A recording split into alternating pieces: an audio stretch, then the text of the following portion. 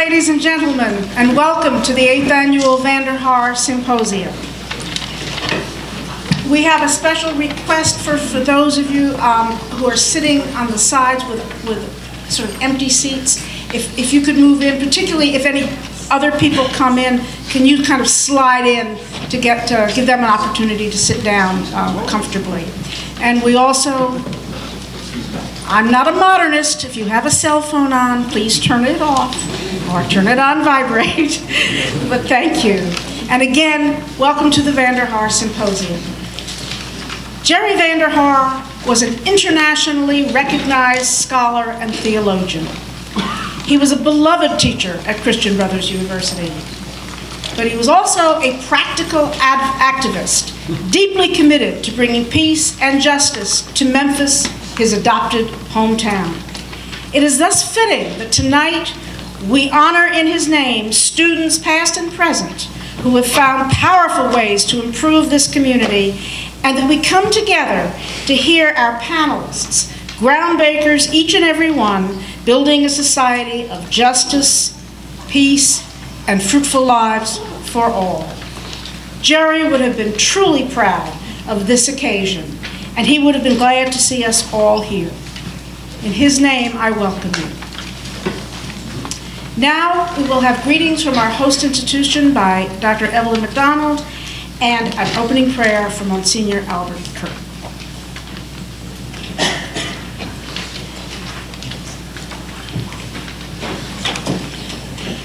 Thank you. It's a real pleasure to welcome you to Christian Brothers University for Dr. John Smorelli Jr. The president unfortunately had an engagement that took him out of town, so he's very sorry that he couldn't be here. But he thought that I wouldn't say anything too outrageous, so he would let me speak in his place. I was just thinking, with white smoke yesterday in Rome and a pope that travelled on the bus rather than the papal car, it's kind of a good day in the neighbourhood, don't you think?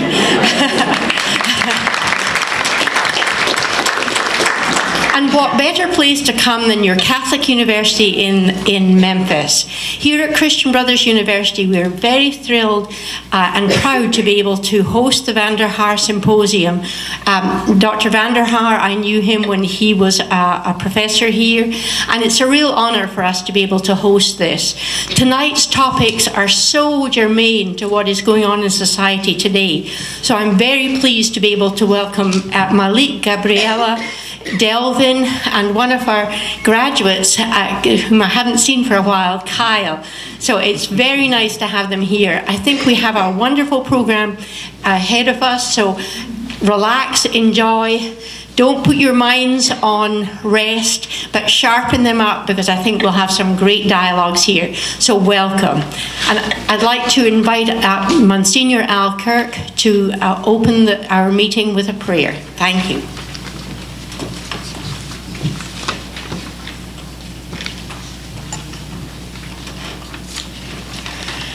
The Christian Brothers have a lovely tradition of remembering when we gather that we are in the holy presence of God. And so let's do that.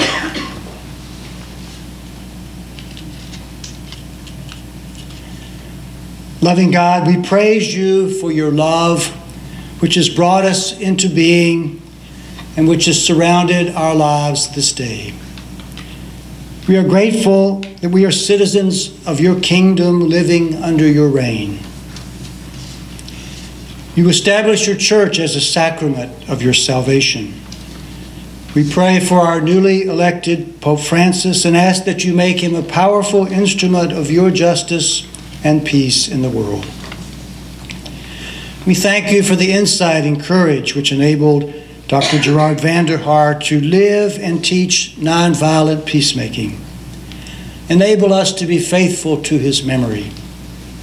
Make us ambassadors of peace within our own families and neighborhoods, within our wider community, and even to the ends of the earth. Bless all students, those here present, and especially those we honor tonight. Help them to discover that nonviolent peacemaking is your way to overcome tensions, disagreements, even our sins.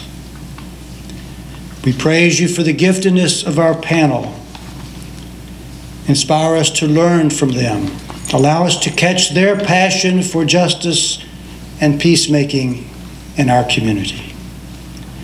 May our numbers here be multiplied many times over, creating a tidal wave of concern and friendship which will overcome every conflict and unite our community in bonds of compassion and love. We ask this of you, God of the covenant, Father of our Lord Jesus Christ, bestower of the Spirit. We say together, Amen.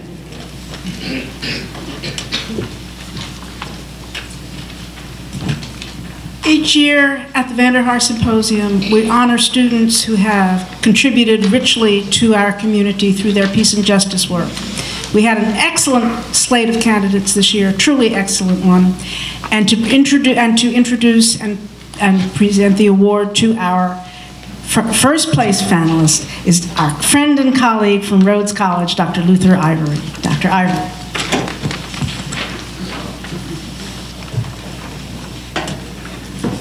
Good evening, everybody.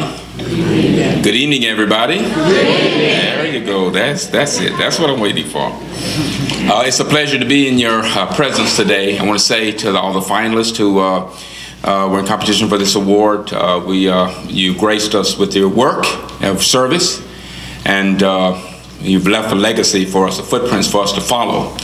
I'm here to introduce and present the award to Franklin Dakin. We call him Frankie D at Rhodes College, and in view of his presence of his mother and his father, we also are glad that you gave to us Franklin Dakin. You can read his bio and you can see that the hallmark of a person who is an achiever is that they seem to be doing an awful lot in 24 hours. And that is certainly the case with Franklin Dakin, whether he's working on a psychological research project, or he's working with bridges to try to bridge interracial strife or into multicultural strife or multicultural reconciliation as a vision, or whether he's with Sigma Nu, or whether he's just with the crusty old professor reading something out of Bonhoeffer or Martin Luther King Jr. It's where I first met him. We were reading a curious little text called Life Together by Bonhoeffer. It was curiously, Franklin Dakin and I was discussing this text. Bonhoeffer says, most of us, we get communities and we want to be with people who look like us, walk like us, talk like us, think like us. But the challenge of growth is to not to be a one-dimensional woman or one-dimensional man. It is to expose yourself to diversity of thought, a diversity of perspective, schools of thought. This is the well-rounded individual. After that conversation, Franklin, I looked up and he had enrolled in a course on nonviolent options with Dr. King. So we studied that for maybe about 11, 14 weeks. I was concerned about Franklin because Franklin is a person that has so many balls up in the air. He's trying to do so much, and he's also trying to put his activism on the ground. So it's not just theory or theory. And I appreciated about him, and I appreciated him for the struggle. You know, it's a struggle to try to balance theory and practice. That's a struggle. It's not always done cleanly. It is performance art, and it is an art form. There's no science to it. And I marvel at looking at Franklin and how he tried to do this as well. When you read his biography, you realize that he's a political economist, and he also has run for a public office. He was successful in that. I remember when I ran for school president and was soundly defeated. And I didn't think I was going to even come back for my 12th grade year, but I mustered up enough courage for me to encourage to come back and graduate. Well, here's a person at 19 that is looking at his community, asking himself what I can do, and he runs for office and wins. And in the bio, it just tells us that, shares with us that he's the youngest office holder in the state of Tennessee. Once Maya Angelou said something that I'm reminded of tonight. She said, in the presence of greatness, the air crackles with excitement, and so I know we're snap, crackling, and popping here today because we got a lot of greatness around us. I'm just gonna breathe it in and get a contact high on greatness. Y'all can do it along with me if you want. This is a good contact high, not the other contact high. Y'all feel what I'm saying? All right. As we present this award to Franklin's father, and his father and mother are here, I want you to know that his service is ongoing. What is the organic intellectual? The organic intellectual who can consistently link the active life of the mind in service to personal redemption and the transformation of public institutions. And that is what Franklin Dakin has modeled for us in a few years. You know, you can get a lot done if you don't care who gets the credit. And Franklin at 19 has modeled for those of us who are older, the 60-year-old and 50-year-olds, who have to now give credit to him for how he has in fact led us. If a work is first begun, never quit until it's done. Be your labor great or small, do it well or not at all. And that sums up Franklin Dakin. So, Franklin Dakin, who's in the Dominican Republic,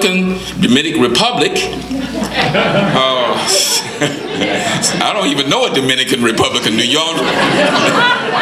He's in the Dominican Republic, and he's a Bonner Scholar. And what a Bonner Scholar is that they're focused on service. I mean, they're trying to put this activism on the ground, and I'm sure he's there in some service project, which is top secret. I don't know what he's doing. I don't think his father or mother does. He'll tell me all about it if he doesn't email me before he gets back. So I want you to put your hands together as his father comes to receive this award on behalf of Franklin Dakin, the Gerard Vanderhaar Student Peace Recipient Award. Mr. Dakin, thank you so much.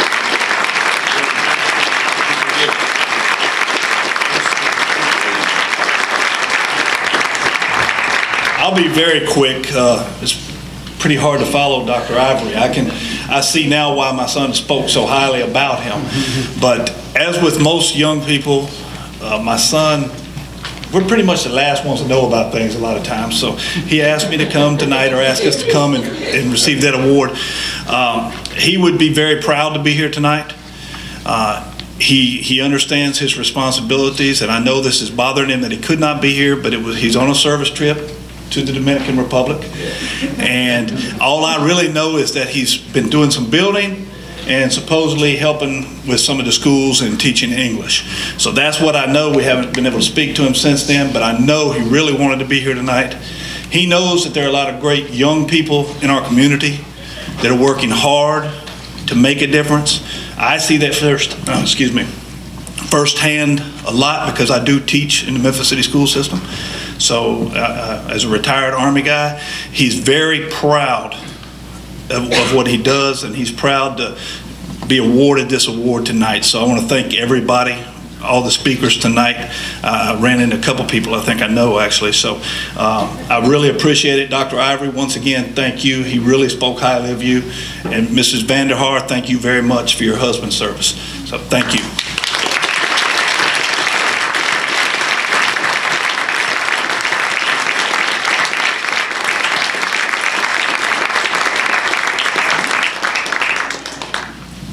And I know that a lot of the credit for the fine work that their son does goes to Mr. and Mrs. Dakin. Thank you both for joining us tonight. We had, as I mentioned earlier, quite a remarkable group of finalists for this year's award. A remarkable group of nominees and a remarkable group of finalists. And we want tonight to acknowledge the other finalists, 4 other finalists for this award, and we have a check for them as well, and Dr. Jose Davila, who does a wonderful job chairing the Student Nominations and Awards Committee, has checks for them. As I call your name, if you're here, would you please come forward to receive your check. The first of the finalists, alphabetically, is Janelle Adams, a Rhodes College student who has worked to be a change agent for peace and justice. Is Ms. Adams here tonight? She had a transformative experience in Senegal and has since been active and engaged in raising some of the boundaries between the refugee and the other communities in the city. She's working with pre-kindergarten children now, and she's also researching the stories and experiences of refugee women and children to help nonprofits and faith institutions to help empower the refugee community. Our congratulations to her.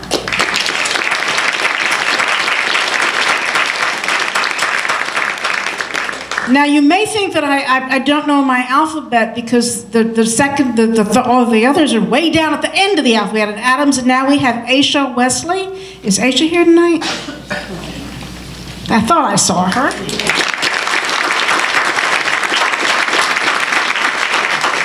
Active in a wide range of community activities, Moynihan College student, yay, Aisha Wesley has particularly made an impact on issues of domestic abuse.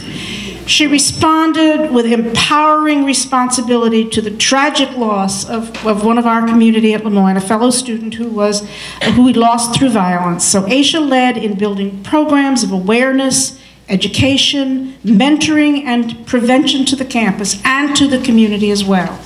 She's also worked to help troubled teenagers develop personal skills and work development skills, and she has provided goods and food to those in need. We want to congratulate her for her very broad service, and to the young lady who is with her to support her.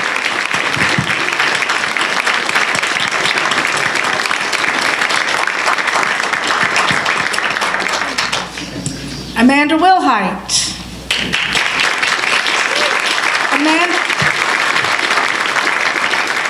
Amanda is honored for her creative leadership in helping to establish active, open communication on issues of gender identity on the Christian Brothers campus. She's helped to found the Safe Zone on the campus and the Gay Straight Alliance to offer opportunities for training, discussion about issues and challenges around issues of gender and sex orientation, and working to provide a welcoming environment for all. She's a senior honors student with other kinds of activities too broad to even mention in this short time. Congratulations to Amanda.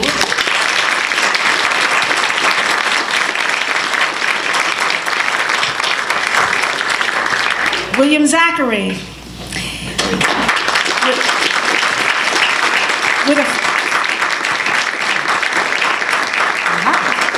Obviously very popular young man, with a focus on volunteer work to help those with needs in northern Mississippi. William Zachary has been involved with the Sacred Heart Southern Missions during his high school years and his college years at Christian Brothers University. He's helped to build homes and facilities for the handicapped, provide needed foodstuffs, and to lead adult service groups. He's also helped to raise funds for philanthropies during his tenure here at the university, and he intends to continue his active service role after he graduates this year, wherever his life may take him, and I'm sure he will.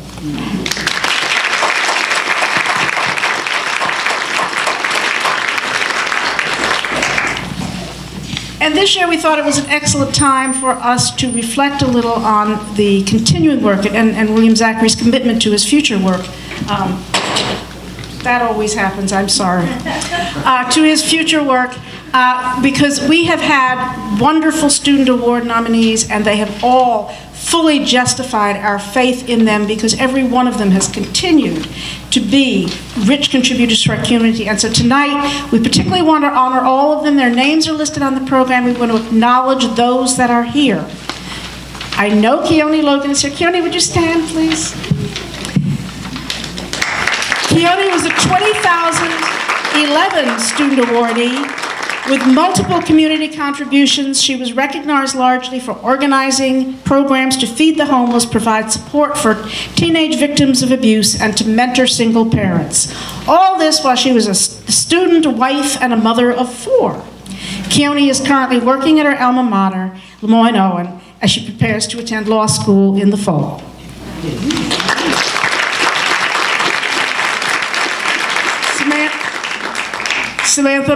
Samantha, it happened. I'm sorry, I'm so sorry. Samantha Bones, Christian Brothers graduate. She received the 2012 Student Award for her creative leadership in international justice.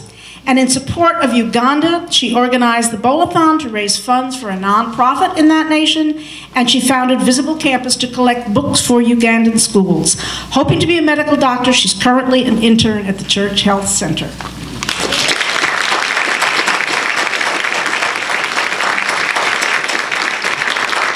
Are there any? No. Again, the full list of names is on your program, and we honor all of our. One of them isn't here because she's having a baby, which is a wonderful contribution. So they are all doing wonderful and exciting things. Now we have the opportunity to meet our panelists, all of whom are actively engaged in helping this community to solve the many challenges it faces. We're going to do the panel. We're going to go down the table going just this way. I'm going to introduce each panelist. I'm known to be feisty. I don't know why, but I will. We're going to have 10 minutes for them to speak. I will start getting noisy. I can pick up the cane if I need to, but they will have 10 minutes. We will go through the whole panel. If we have time at the end, and only if we have time at the end, we will have some questions. But we want to give all our panelists an opportunity to speak. Our first panelist to my left is Delvin Lane. He's been selected by Mayor A.C. Wharton to join in the vital effort to face the violence which has been scarring our city. That's not me. I'm feisty too. I'm going, yeah. I'm sorry. That is what's happening, Delvin Lane. No, I am so sorry. This is not Delvin Lane, just as last year Leo Arnold was not me, if any, some of you know what that means. I am so sorry, I apologize. Anyway, Mr. Lane is a member of the Mayor's Interfaith. I was scared of him because he's a member of the Mayor's Committee. I thought, he's a member of the Mayor's, in all seriousness, he's a member of the Mayor's Innovative Delivery Team to reduce gun violence among our youth. A former gang member, he wants to work with young people to help others find the self-transformation that he achieved. He's a graduate of Booker T. Washington High School and the University of Memphis. And his wife, I believe, teaches at Booker T. Washington, does she not? So Mr. Lane is going to talk about what he's doing and how we as a community can support that effort. Mr. Lane.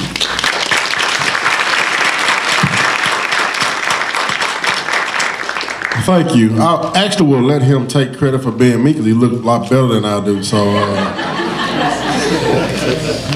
well, my name is Delvin Lane. It's definitely a pleasure to be here on the behalf of the Mayor's Innovation Delivery Team and the Memphis Gun Down Plan. One of my colleagues, Lonnie Galden, is here with me, and we have a team called the 901 Block Squad.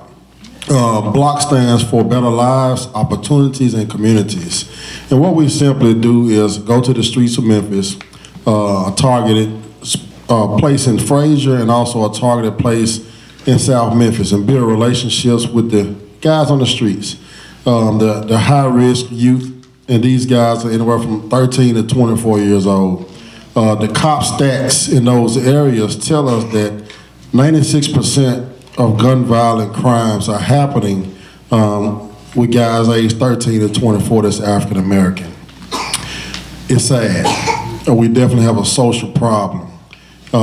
And I feel so connected to this because I once was a guy that caused some of these problems. I was recruited as a young kid. I started selling crack when I was 11 years old. Became a gang member, became a gang leader in the Foot and Claver Homes area, and caused a lot of problems. Most of our conflicts come just off basic necessities. Our kids don't know how to deal with conflict. They argue, and what is over a woman or over a pair of shoes, and it escalates to Facebook, and it leads to a fight, then it leads to guns. With Tennessee being an open carry state, what that means is you can have permits to tote weapons. Guns are very accessible to our citizens. So with law-abiding citizens like yourselves, go to the courthouse where you can't take your gun in, somebody might break in your car and steal it. And so now you have kids running around the city with a cell phone in one pocket and a pistol in the other pocket. And then when a conflict arises between two of them, we end up having a shooting. And so as we speak, we have wars going on in our streets right now. And so me and my team has taken on a task, and the news kind of cornered me last night and said, we had 10 shootings in 4 days. We hired you guys to stop the shootings. Why are people getting shot? So I was like, wow. And so I just told her, give me a cape and a superhero title and we can go and change the world. But in all seriousness, we need audiences like this. We need the churches. We need the schools. We need bridges and all the organizations around the city to continue to speak peace into our kids. Memphis should be the hub of peace. We lost Dr. King right here on our streets because he fought for peace. The sanitation workers fought for peace. The churches fought for peace.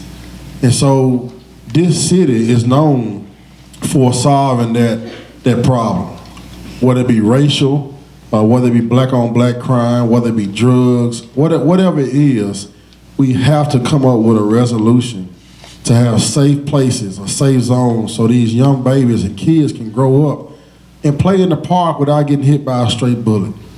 We're working a case with a 15-year-old boy was killed back in 2009, shot multiple times in his chest area, fell on the ground, and was crawling to get away from his killer. And they pumped a slug in the back and finished him off.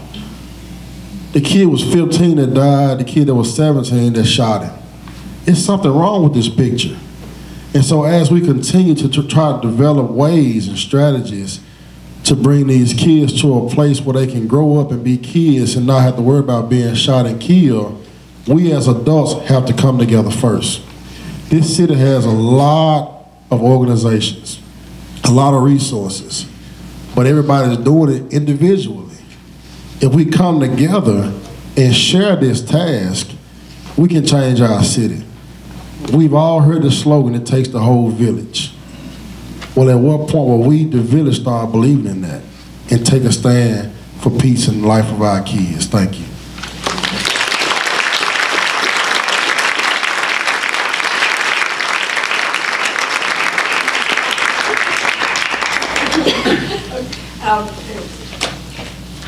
I've just had an offer so that I'll move down the table and we'll come back to Mr. Shaw. We'll let him close out. That will be his honor. Okay.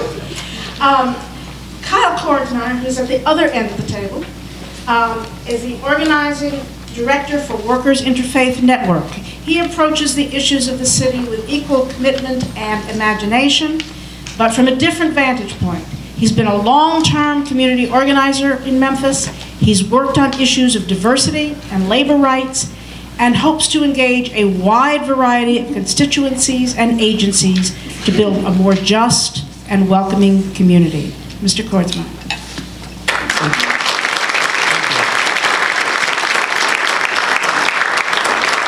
I just want to say it's really great to be back at CBU and see some of my old professors from 7 years ago, and I'm not in jail. And as you can see, I made it. So thank you very much. I caused a few problems or debates around here, I think, when I was here, so it's really good to be back and welcomed so well by all of you. I had the honor of knowing Jerry and he always told me to call him Jerry, not Dr. Vanderhaar or anything, but for knowing him for 2 years, and mostly when he was giving me rides because my car kept breaking down. And I remember meeting he and Janice at, I think at the time I referred to it as a hippie peace event, and I didn't really know why I went or why I was there. But eventually Jerry helped me figure out why, I guess. And after talking with him in the car one day, I remember he always had a lesson for me, you know, after we got done talking, and it always, you know, stuck with me. But one time he said, "Wow, you really sound political," and I never really thought of myself as political. And I said, "Yeah, I guess I am." He said, "Just don't lead with that." And so that's a lesson I've always kind of taken to heart, and you know, thought about reaching out to different people I agree with, people I don't agree with, on a lot of different issues, and it's really carried me a lot further than you know, being combative. And you know, he's always been one to teach everyone, I think, that ever spoke with him. And I'm also honored to work at Workers Interfaith Network. When I was here as a student, this Reverend Dakin came into our classroom, and she started talking about workers' rights and labor justice from a Christian perspective. And growing up in Arkansas, this is something I didn't really know much about. I didn't think of it. I didn't think of labor and what we do every day as something that was necessarily a moral issue or a theological issue, or you know, I never really thought wow, why do we have a 40-hour work week? And why do we have a weekend where we can enjoy our family? And why do people want really good benefits? Why do we want all of these things, and why are they necessary? And since we're in, I guess, 10 years now running at Workers Interfaith Network, we've going on 11, our Rebecca and the coalition passed the living wage law in 2006 and 2007, which means that all local contracts with the government have to pay a living wage, not just a minimum wage. So it's about $11.62 an hour with benefits, right?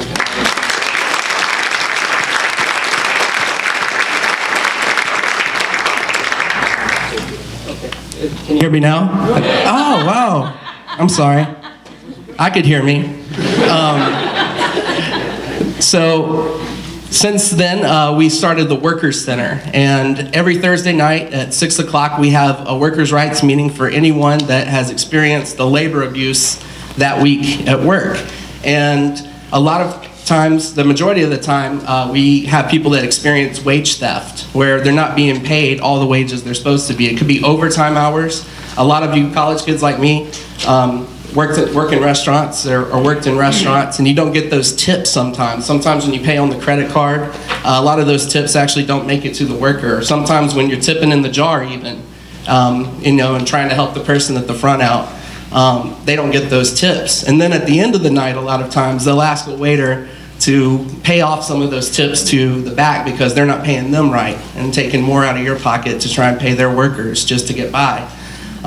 We have a lot of discrimination and issues that we need to address as a community, and especially in restaurants. We have a lot of people that, you know, the front of the house is one race and the back of the house is another race. We have a day labor corner here. How many of you knew about that in Memphis? Where day laborers meet every morning just hoping to find work, right? So people will come up to them and bid as low as they can, right? And they'll bid against each other sometimes to just get a couple of dollars for the day. They may work for a week with the promise of getting paid those wages, and at the end of the week they don't get them. But we work with the Day Labor Corner. We go out there every week, and we try and pass out flyers and let people know about their rights. And a lot of people, you know, in the labor community say, why do you work with the Latino community, and why are you trying to organize them? And really, we have to look at it holistically and say, if these people don't have rights, if we're not taking care of everyone in our community, how can we expect to have rights? And how can we expect to have justice and dignity?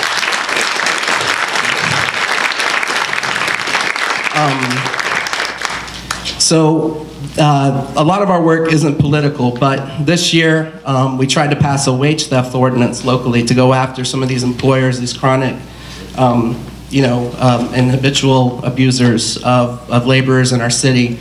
And it's really unfair to those good businesses out there that are paying their people right and are taking care of people in our community, because when people steal wages, they have extra money to go and advertise, they have extra money to expand, they have extra money to offer discounts and coupons, and these other businesses can't compete with that. And we've had one restaurant where every couple of months we get workers in from it.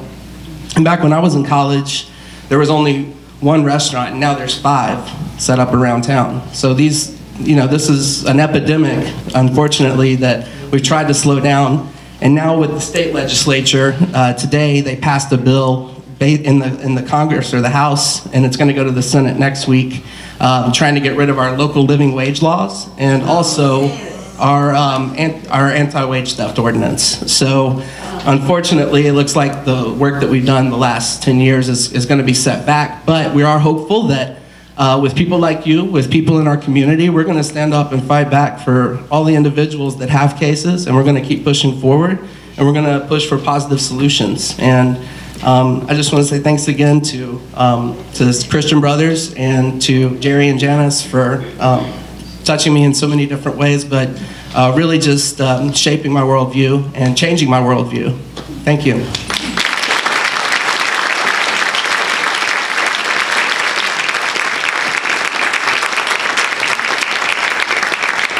We promised you a great panel, and we've got 2 more to go that are going to be equally good. Gabriela Benitez, born in Mexico. She's lived in Memphis from the age of 6. Her family has faced the many hard challenges of the immigrant community, including including the possible deportation of her father and her own undocumented status while she was a student. She's a dedicated change agent as the West Tennessee organizer for the Tennessee Immigrant and Refugee Rights Coalition. Gabby?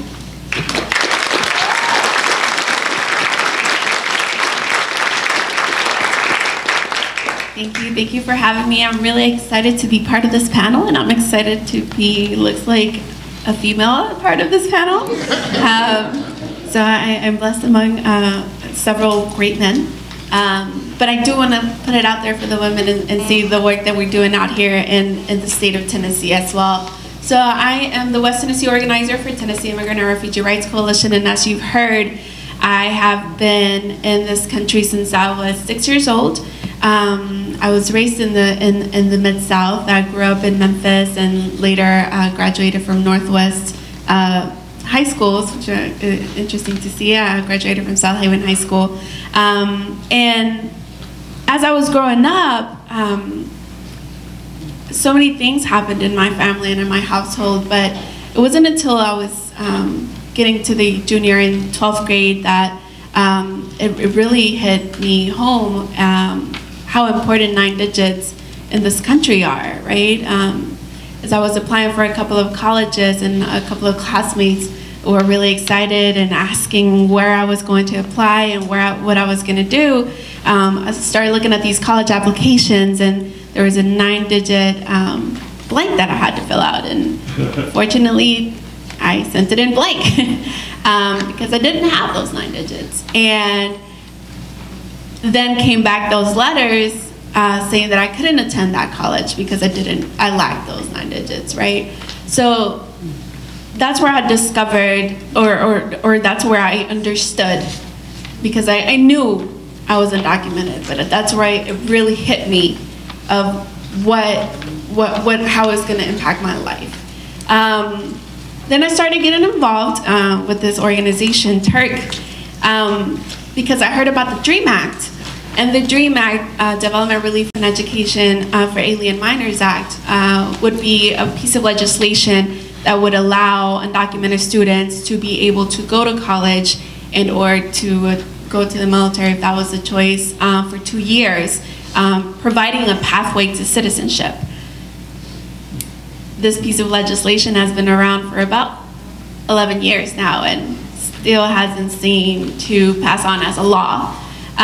So I heard about the DREAM Act and I said, okay, what can I do? What can I do to get what can I do to get this passed so that I can go to school next year? And I went over to Turk and they told me, they gave me this stack of petitions and they said, get these petitions signed. First time I ever saw a petition, didn't know what it was about. I said, okay, if I get this petition signed, the DREAM Act is going to pass. So I went around in my cafeteria and my classmates and my teachers and I gave them the spiel about the DREAM Act, and while I was giving the spiel about the DREAM Act, they knew about my status.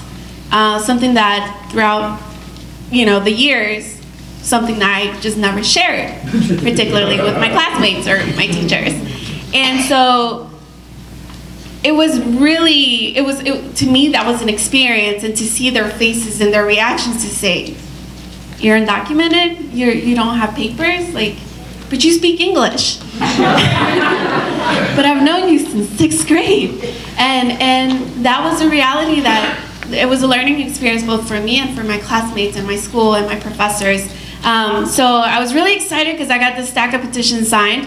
And I called Turk and I said, I got my petition signed. Is the DREAM Act gonna pass? Fortunately, that was not the situation.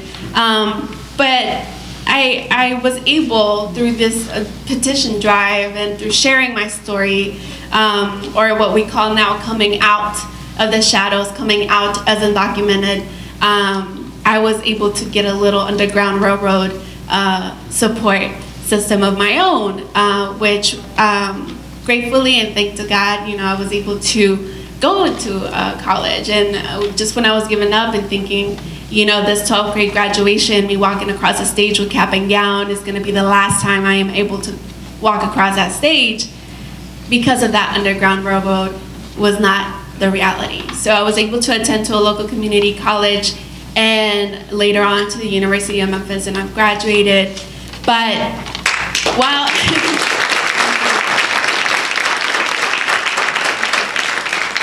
but in that time, I didn't give up with the petitions because I saw how important the movement was growing across the country, and I saw how my classmates were growing up to be leaders and to get involved, in particular with the DREAM Act.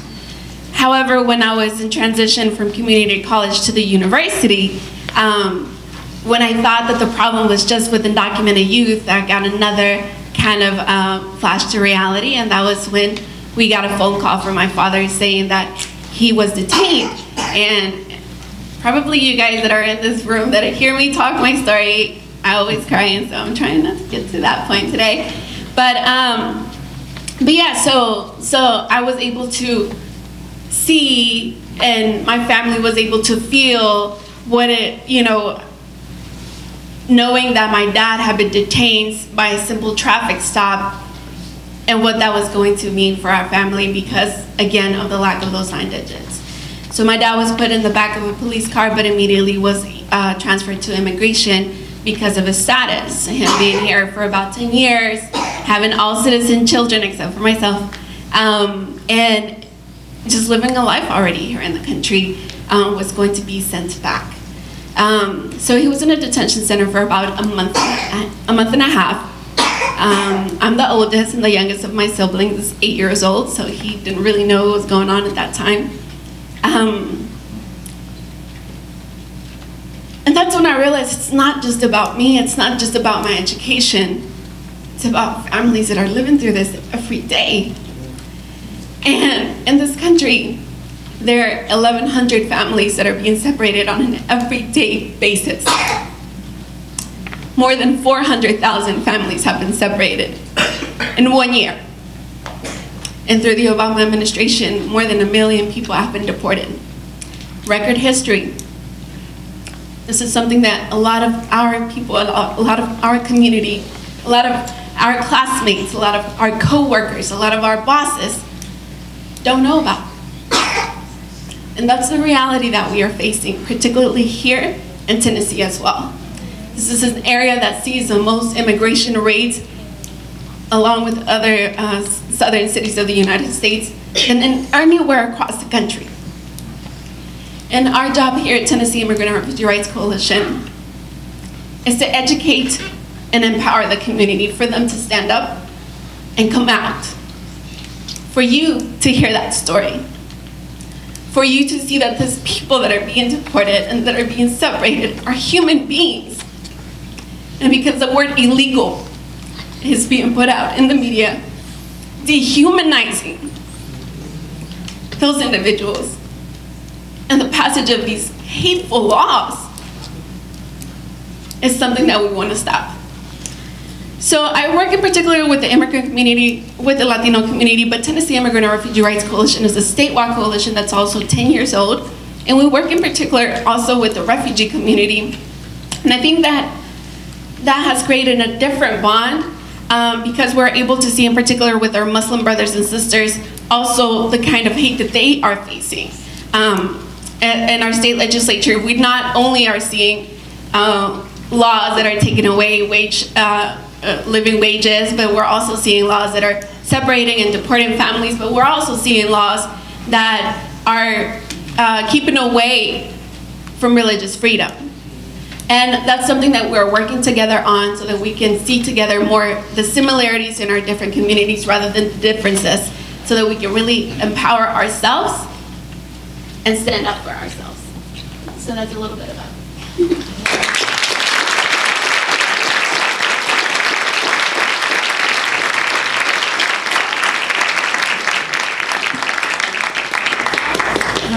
I think a lot of us wanted to pull out the tissues and to try to, and one of the goals tonight is for us all to communicate our own experiences so that we can share what's going on. Now this is really Malik Shaw. And he recently hosted a youth conference entitled Living Life with a Purpose. and he embodies that excellent ideal. As Vice Principal of the Pleasant View Islamic School, he teaches history and Islamic studies, and he's also Executive Director of the American Muslim Intercultural Network. He brings a rich background to his educational and community work, having served in Detroit and Phoenix schools, where he developed student service programs. As a project supervisor for the Superior Court of Arizona, he taught parenting and teenage life skills classes. He's an author and a consultant working to develop stronger parental engagement and enhanced educational programs. A leader in his faith community and one who reaches out to all, Mr. Shaw is an American convert to Islam. Mr. Malik Shah. All right, good evening. Good evening. I don't like using microphones because I have 5 offspring and a young boy who's pretty raucous. So I don't normally like using microphones. I'm going to jump around here, I guess. I'll talk about the, I don't know what to talk about first. Education is my thing, to be honest with you. I'll give you a little bit about the organization we created. It's called Amin, and we have 5 goals, but the 2 that are in kind of correlation with what we talk about tonight is, one is about kind of civic engagement. We have, within our religious tradition, we have this idea that the best of human beings are the ones who serve the children of Adam. That we have a duty to be of service to the people, because we all have this collective brotherhood and sisterhood. I went to Catholic school in Detroit, so this is kind of a coming home moment here, I guess. That we have a collective brotherhood and sisterhood. And that's one of our goals as an organization, is to serve our brothers and sisters in humanity. The second one is for that people of I'm a convert to Islam, and a lot of the other co-founders are converts, and what we wanted to do was kind of help our immigrant brothers and sisters by putting an American face on Islam. Because what's happening with our immigrant brothers here is it's the other kind of treatment, that you're not from here. You got Islam's kind of a foreign thing. While we know Islam's been here essentially before Columbus. So part of our organization is to kind of show the indigenizing Islam in America. And kind of create a healthy, one of the things we want to do is kind of create a healthy culture. Because what we have right now, our culture, as I was listening to Dr. King's speech earlier, and he said we need to rediscover lost values. And we've lost our kind of moral compass here lately, and that's probably what we're going to be talking about some of these issues, is that we need a kind of a moral revolution. Now, we've kind of become, really consumerized. We've given up some of our humanity, and educationally, I'll switch over to my education hat right now. What I like to do in education is to go back to the Latin term of educare, which means to bring out what's in you. That God put something great inside of you, and our job as a teacher is to bring it out. So it can't just be about academics. It has to be about the formulation of a human being. Because you can have intelligent people without having a moral basis, and they become, corrupt members of society because they use that intellect in the wrong way. So at the school and working with young people, we want to show young people, one, that they're part of the solution, because sometimes you get lost. You don't have a why when you're young. You're kind of young. I can't do anything. We have one term we don't use when we deal with young people is the word teenager. I tell them that's a created word. It didn't exist in the history of human beings. Once you hit 14, you're considered an adult. And I think we have to begin to believe in young people that they do have the potential to do the things. Admiral David Farragut was 12, fighting the revolution, captured a British ship. We all know the story of Ben Franklin, Jefferson, Washington. These people, young people, have the potential to do a great deal of things to benefit the city if we just mentor them, coach them up, and then let them loose. Just let them go. Because everybody wants to be great. And as Dr. King said, everybody can be great because everybody can serve. So we have to put them in a position to serve, and they start to see themselves as a part of the solution instead of a part of the problem. Because if I ask all of you, when I say teenager, most of you would say something negative. Sleeps late, bad attitude, like something this and that. When in a sense, that's their time, that youth and that vigor and that courage to go out and change the world. When I was young, I thought I could change the world, as we probably all did. We have to capture that and put them in a position to do those things. So I won't talk long. I'm kind of long-winded, so I'll stop there, and we can get to the dialogue part.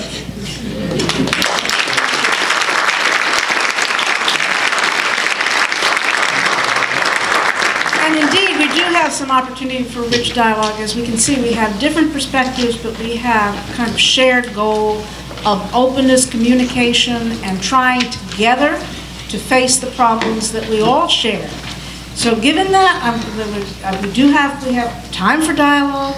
I'm going to ask that as you identify yourself, we call on you for a question, that you limit it to one question, and that we kind of focus we can address any or all of the panelists, but we do have some good time for dialogue. So who would like to start this period of discussion?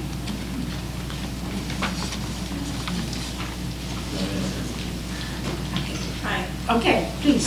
My name is Marina Ryan. I'm a professor here at CBU. And I have a question actually for Gabriela. And I wonder if you can just tell us, perhaps briefly, why the term illegal for illegal immigration is actually incorrect. Did you all hear that? No. The question for Gabriela was why the term illegal has been attached to the... Why is it incorrect? Why is it incorrect? Illegal. You say illegal. Yeah. Why is it, the term? Yes, so definitely there's a campaign that's national. I'm sorry, I didn't want to knock this table down. So there's a campaign that's national that's called Drop the I Word, and this Drop the I Word campaign is out because of the fact that the national media has used the word illegal so much, right? So what we've seen in statistics is that the more often that this word is being used, the more of a hateful environment this word has created. Why? Because there's no such thing as a human being who is illegal, right? An act can be illegal, but not the human being. And although we recognize that the person who is here undocumented committed, crossed without documentation, but that fact doesn't make that person less of a human being. And so that conversation is not addressed this way in the main media. And the more that you hear the term, it just, honestly, like when I hear the term, it makes me irk. I feel like it's very dehumanizing. And the more often that this word is being used, we've seen the statistics, the amount of violence that it has risen, that it has increased. In particular, in 2006, where we saw a lot of, in 2006, 2010, where we started seeing a lot of these hateful anti-immigrant laws come about, we also started seeing a very high increase of violence against immigrants, or those who seem to be foreign. And there's a lot of evidence, in particular, there's one case of an Ecuadorian who is from New York, who was bashed by 4 teenagers, or young adults, who, when bashing him, were calling him, "You Mexican, you illegal, go home, da da da da da." So that's because of what is being spinning off in the media, and not only that, but also our own politicians, right? So that's definitely a word that we want to get rid of. And so if that's the term that you've been using, we ask you that to drop the I word, right? And the term would be undocumented immigrant, but just having that consciousness, and thank you for asking the question of why. Thank you. Any other questions? There's one toward... Hi, I am Jeff Gross. I'm also a professor here at CBU. And I have a comment and a question for Kyle. In talking about wage-stealing businesses and restaurants, and all of us being aware that our state legislature is more likely to take 3 steps backwards before they take 1 forward on these issues. What are some things that we can do as engaged citizens to put pressure on these restaurants? One thing that I was heartened about recently were restaurants like Applebee's, Papa John's, the Darden Enterprises restaurants. Their brand popularity went way down when the left media started talking about them threatening to cut employees' hours and take away health care. So does your organization release restaurant names or other ways we can work together to put pressure on these restaurants? Like, we won't go there unless you stop stealing wages. What have you done? Thank you for the question. Thank you for the question. I'll just try and be loud if you can all hear me. Thank you for the question. Darden, as you know, owns Olive Garden, right? A lot of these different chain restaurants. And it actually depends on whether or not the restaurant wanted to negotiate with us after we contacted them.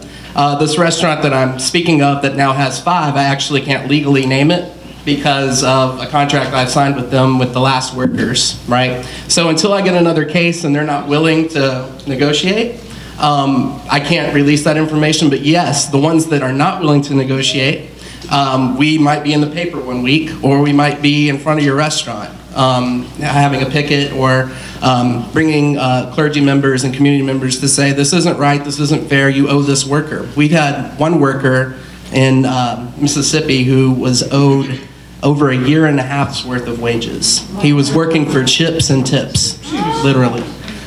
So that was about $30,000 that he was owed in wages. And we actually won in court. And after we won in court, the government says actually he owes us first. So, because he owes a lot of back taxes. So he's paying off those taxes first, and the worker still to this day hasn't received compensation, right?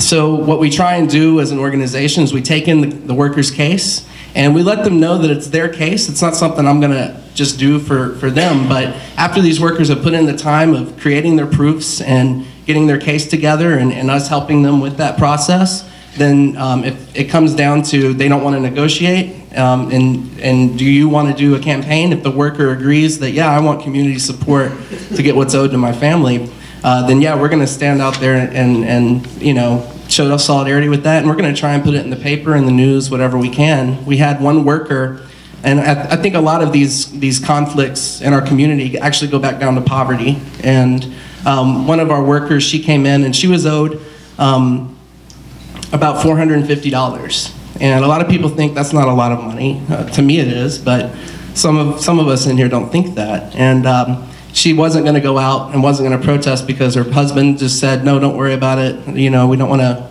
cause a scene. And she said, okay. And so we said, okay, we won't do a protest. Well, the next day she was in our office and she said, I went home and my 2 daughters, asked what was for dinner, and I looked in our fridge and all we had was bread and pickles. And so that's when I said, you know what, I'm gonna go out and I'm gonna get my $400. I'm gonna stand up for what's mine. And as far as what you can do is get engaged with our network. If you're not on social media, try and get on with Facebook or Twitter, and you can find out real quick about these campaigns. Some of the others we try and publicize more in the newspapers, especially if there's multiple workers where this abuse is going on quite often. But really it's not just restaurants, it's landscaping, it's hotel workers, it's all kinds of different groups of workers that are constantly being abused and mistreated, and construction workers, and so it's important to make sure if you're contracting with someone on your house that you make sure all that money's going to go to those workers and not just to the person that you're paying to do that work, right? Is it possible for, afterwards to, I know that you said legally you can't name the people that you're actually kind of under contract with. Can you, let us know through a list the people that we can? That's a good question. Reinforcement, basically. Right. We're working on, actually this year, we're trying to plan ahead, and hopefully by the end of the year we're going to have our first Just Dining Guide that'll let people know which restaurants to eat at. and also which contractors to use, which ones we know are paying people right. You know, we've got a lot of businesses came out and actually supported the wage theft ordinance because they're tired of competing with these other businesses. You know, a lot of people said, well, this is an anti-business law. Well, not for those other small businesses that want to keep everyone on the even playing field, you know. So we're hopefully going to have that done by December, but I'm running a little behind right now. Hi, I've worked previously as an organizer in faith communities and seen firsthand how challenging it can be sometimes to work with clergy in different faith communities, and I was just curious if you all could share some of your experiences, your successes and failures trying to organize in the faith communities of Memphis around your different issues. And have you collaborated? Have you found the same priest or the same rabbi are coming to each event? So what are the challenges, what are the successes that you've had in the faith communities in Memphis? Who would like to start? Logan, you want to start? You gonna start? We got the security in the room. All right. Well, I'll start. Get my back. Get my front. We good.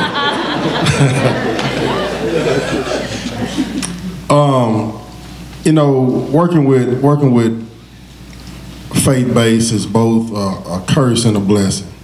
The curse is that when you throw out the invitation, they will come, for the most part. The blessing is they will come. What I mean by that is, a lot of times when you, especially dealing with the kids in the culture that I deal with, being pretty much violent youth, they don't understand them.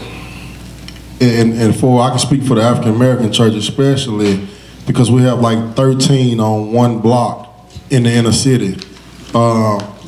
They want to fix them up like little dolls and then bring them in to church them. Well, these kids, 12, 13, 14 years old, seen more than I've seen. It's going to take a different kind of strategy, not only to get them to come, but in order to keep them. And so prayer is the number one thing that we have to self-evaluate ourselves first to make sure that our house is in order before we can go pointing the finger at casting judgment and trying to assist somebody else in getting their life in line. And so we have a lot of churches in Memphis, and I don't have to tell y'all that, y'all already know. But to collaborate, it's been difficult with me, but you have to do it. Now, one thing I hadn't been able to do, and I'm starting now, is to build a relationship with the Muslim family. We have a couple guys that's on the police department that's been coming in and tutoring and having round tables with the kids, and it's been awesome and excellent. So we're trying to build that out, and we would challenge each and every one of you all to get with us so we can plug you into the life of these kids. Just simply show them what you've done in order to become the age you are now without being shot and killed. We just want to give hope to the hopeless.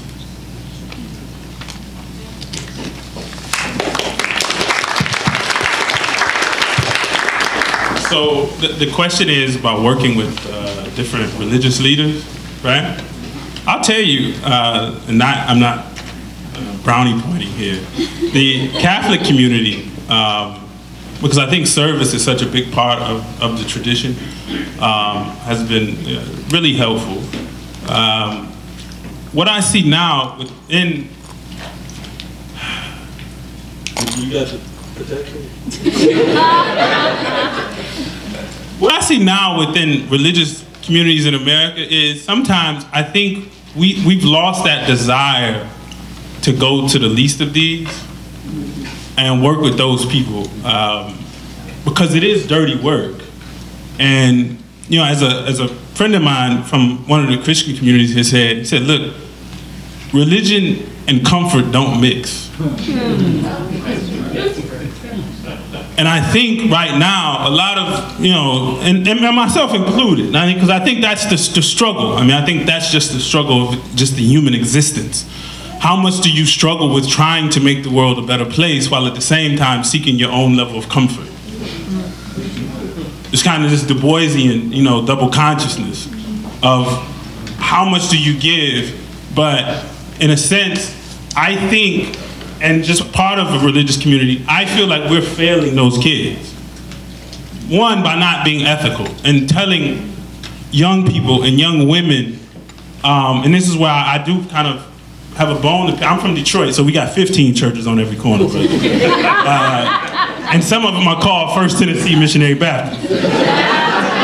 So my parents are from here, so they took the church up there. So I think we have to go back and teach young people ethical values. And, and to be frank, one in particular is the quickest way, when we're talking about wages, the quickest way for a young lady to get into poverty is what?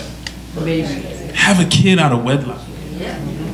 And we're just not being honest about why it's so important to save yourself until you get married. Even if you just look at it sociologically and financially. And we ain't even talking about the soul part of it. We have to be honest with young people that this is a better path for you. And so sometimes in talking to religious leaders, I think that message gets stuck in the four walls. But as a Catholic student, I will say, hats off. Within our own religious community, there's some dialogue as well. I mean, we do have, I know a couple of us on the police force. We all try to do our best, but I think we really have to just dialogue with each other and say, is there more we can do to try, and particularly in the time period we live in. I have 5 kids. I don't want them cursing our generation, because that's what's gonna happen. Either they'll pray for you or they'll curse you. Well, just really quickly, I think that with Tarek, we've been able to work with several of the faith institutions. A lot of it has been, in particular, obviously with the Muslim community. We have what we were able to support what is called the Muslim Rapid Response team, and with that came a lot of other great organizations like the American Center for Outreach, and yeah, so we have that relationship statewide. Another group is also the Unitarian Universalists, have been very also supportive. Also, obviously, the Catholic Church, particularly because that's where a lot of the Latino immigrant communities are members of. And then the Presbyterian Church has also been very helpful. So what we've been able to in the Methodist Church as well. So we've been able to really work with a lot of different churches, but I think part of it has been with really trying to put out on the table what it is that we need and what it is that they can support us with, and then, you know, if it's, because there's also a lot of different issues that maybe that's something that they don't feel very comfortable supporting. So if maybe just housing is something that they can help, or maybe donations is something that they can help, or maybe just putting the word out there in communication and allowing us to speak with the members is different ways that we can contribute. So I would say that we've been very lucky to be a part of a lot of different faith institutions. I'll try and be brief as well. As working for an interfaith organization, we work with all faiths. Rabbi Rubenstein's on our board. Sheikh Nabil has been out at a lot of protests with us, and I think he's been on our board before as well. I get asked the question all the time, well, I don't have any faith, can I still sign up? And I'm like, yeah, you know, we still want you as well. So I think a lot of people are, you know, maybe even turned off when they hear you're a faith-based organization, or that you know, are just one faith, right? And trying to break transcend those bridges, as Jerry taught me to do, on a lot of different issues, because all of our faiths take different stances on different issues, and if we were to ask everyone in here about certain issues, we would all sound a lot different maybe than what we preach we are, depending on the issue, right? So I'll just say it, and you don't have to get my back. We've got a big problem. We had a guy build a church and didn't get paid in rural Mississippi. Wow. We've experienced pastors, quite frankly, just taking advantage of poverty and exploiting poverty. And there's ministries within this city that we need to address the issue. I think back to my uncle, and he doesn't like me anyway, so I'm going to tell. But when I was a kid, he had day laborers, and he hired a lot of them to work in his fields. But he was having his pool poured in one day by all of his friends, which were his workers. And I remember he was barbecuing, had some beer, and I said, wow, they're working on Sunday, I guess you're gonna have to pay a lot for that. And he said, oh no, they're my friends, they're just pouring it for free, and I'm just cooking out, and got them some beer, and I'm taking care of them. They got a lot more money here than they ever had back home, And I think back to that because a lot of, I think, ministers here are just happy doing that, and just happy with the bare minimum, and happy with just feeding people for a day, and happy with putting people in the slum because it's better than being on the street, and happy with just being mediocre, or not even that, just exploiting people and turning a penny off of it. So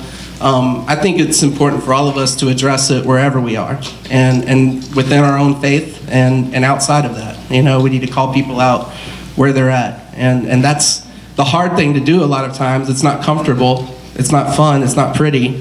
But if we're true believers of faith, then that's what we're called to do, and that's what we have to do.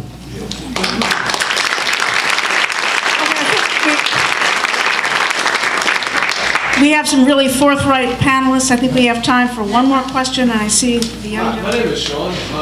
I'm just curious, how is it that a young person like myself can get involved within the community? Because I think the biggest roadblock for a lot of us is trying to figure out where that starting point is. John just asked, how can young people get involved, because the block is how to get started. Is that where I captured your question? I think any of the panelists, why don't we ask each of the panelists to address that? Ladies first. Well, thank you. So I think that I can totally relate to that question because in my situation, I wouldn't say it was until it hit me. It wasn't until I had a problem, because prior to, I think I grew up with a family that really kind of wanted me to not be the kind of person that's just at home all the time. So I was being taken to different church events or different community events, et cetera, et cetera. So I was able to network being very young.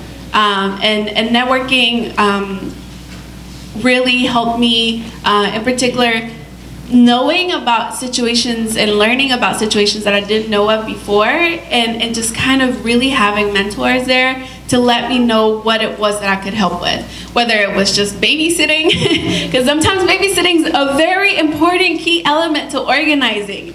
If I don't have a babysitter at our community meetings could not happen, right? Sometimes it's interpreting, just coloring with children. So I think that I grew up in that environment where I was put in front of a lot of people that could be my mentors, and I was able to see different areas in the community that I could be of help in. So immigration was my passion. But there's a lot of other different things that you can be involved in. And like I said, it could be in very different ways. And now with the technology it is, just by clicking to sign a petition, that's a way that you can be involved, So yeah, just don't stay at home. Just don't stay home. Just go out there and learn, especially in Memphis. We have so many different awesome organizations that are involved. This is the city of nonprofits. And it doesn't have to be a nonprofit, but I would say just really go out there and investigate and see what it is, something that you want to learn, whether it's volunteering at the animal shelter or being part of your church or being part of something else in school. That's what helped me. One thing we're challenging youth to do, because that's one question that comes up a lot. I'm young, what can I do? If it's just simply being a mentor to somebody that's younger than you, affects a life. I see Mr. Sharif in the back. who taught at my high school. He never taught me, but he was always an inspiration to me because he took care of his family. He was always a man of great integrity. His word was his word. And so you never know what effect you can have on a person. And so within our program, we're challenging young men to be mentors to 13, 14-year-old boys, just to show them and teach them the struggles you've been through. You're not that old, but you've got to where you are now without being shot and killed, and teaching them how to fish, or whatever it is, cut grass. You'd be amazed at the number of kids don't know how to work a lawnmower. And so teaching them those small things help them to grow into manhood. Then we also challenging the youth on Twitter and Facebook. We have a Memphis Gun Down page and also a Twitter account where we asking the youth to promote the movement of Memphis Gun Down. Whether you riding through the city and you see something, either positive or negative, just go ahead and hit it on Twitter so you can get the movement going, get people thinking about putting guns down, because what I deal with in this urban social conflict is gun violence. And so we're just trying to push putting the guns down. I want to speak just based on my own mistakes, I guess, because when I was first getting into organizing, I'd switched from business to philosophy and religion, and paying to go to school here. My parents had a cow. But I tried to get involved with everything, and I think that's good if you have time to do it, but it took away from my college life a lot. So if you can focus on, try and find one thing that really needs help and really needs you, that you can feel like you're really invested in, and that always has a new task for you, something challenging to do, and really just invest in that. I got spread out all over the place, and I remember I worked at an after-school program with mostly Latino kids. Some of them were Sureños, and I remember them telling me, "Man, white boy, you don't know where I'm coming from." And I'd be like, "You're right, I don't, but I'm here. Like, you want help with your math or not, Because I need help with mine. But let's do this together." So, but I didn't relate to them. They didn't relate to me. But throughout the years and coming back here, I see them now, and I see them grown up. Some of them are still doing that thing, and another one is working with Turk and Gabby, and doing great things with immigration reform, and talking to other, Sureños, and getting them out whenever they want to get out. So, you never know what kind of impact you can have, even if you don't necessarily relate with the person right off the bat. So, give several things a try. Find that one thing that really needs you, and find that one thing that you really want to go to every day, and stick with it.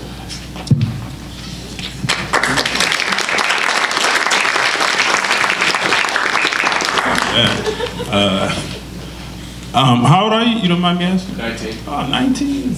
Yeah. Just around the corner. I'll say this. You're in college now, I'm assuming.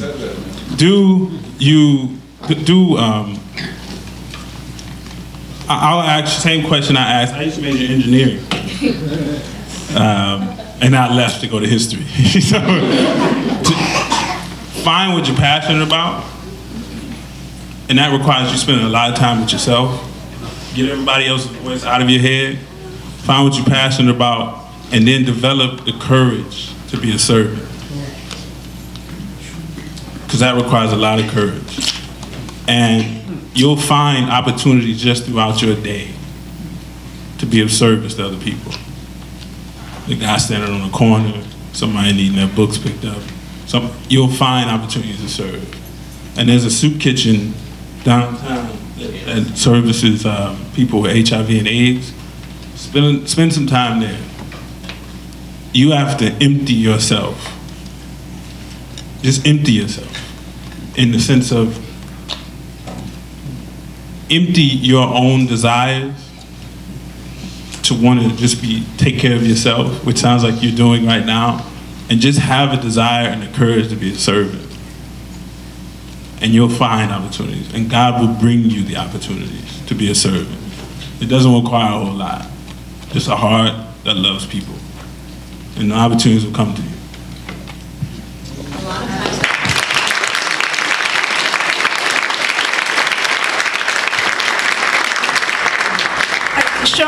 that's an excellent closing question, and you're almost channeling the voice of Jerry Vanderhaar, who probably would have asked the same question, not just of the young people. I'm 73, and I'm still asking the same question. And I think that's what we ask all of you to go home talking about and thinking about, is how can we now, having heard these eloquent voices, but they're more than eloquent. They're clear, they're challenging, and they're precise about what some of the needs are, and asking what we can do with our resources, but even more with ourselves, to support what they do so all of us can have a better community. I want to thank each and every one of the panelists.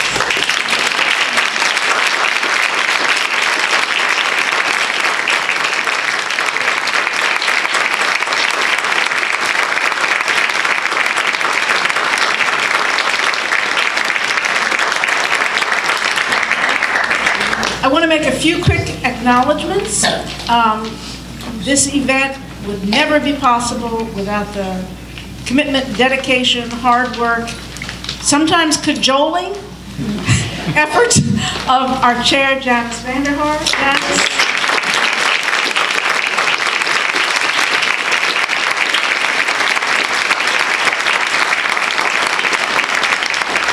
And I have to make a special acknowledgement tonight, because yesterday was Ed Wallen's 85th birthday. And Janice, I know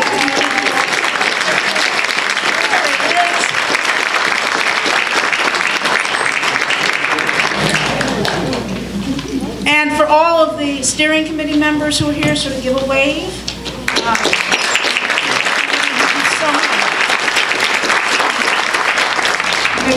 And for Christian Brothers University for always hosting this with such grace.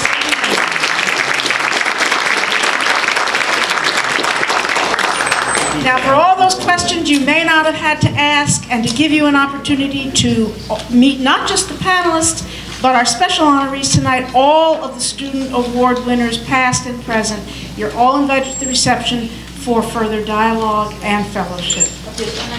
Oh, it's immediately upstairs in the Montesi room. Montesi room, correct? Right above us, correct? I'm sorry. I'd just like to make an announcement, since people are here, and this is a great opportunity for the people that are here. This next Tuesday, the 19th, there's a film here in this theater on Tuesday night at 6:30 called Prince Among Slaves. A film and discussion. It's a true story about an African Muslim prince who was captured and sold into slavery in the American South. After 40 years of enslavement, his family regained his freedom, became a national celebrity, and dined in the White House. This part is part of something called Bridging Cultures, Muslim Journeys. It's something that consortium with the University of Memphis, Christian Brothers University, and the Public Library Association. There's several events. This is the one we're hosting next Tuesday night. I think it fits in well with what we said tonight about different communities and understanding cultures. It's sponsored by the National Endowment of Humanities, and their purpose is to familiarize the public in the United States with the people, places, history, faith, and cultures of the Muslims in the United States and around the world. So I invite you all here next Tuesday night to come. It's free. It starts at 6:30 here in the Spain Auditorium. Thank you. Thank you all for coming in. May you all go in peace.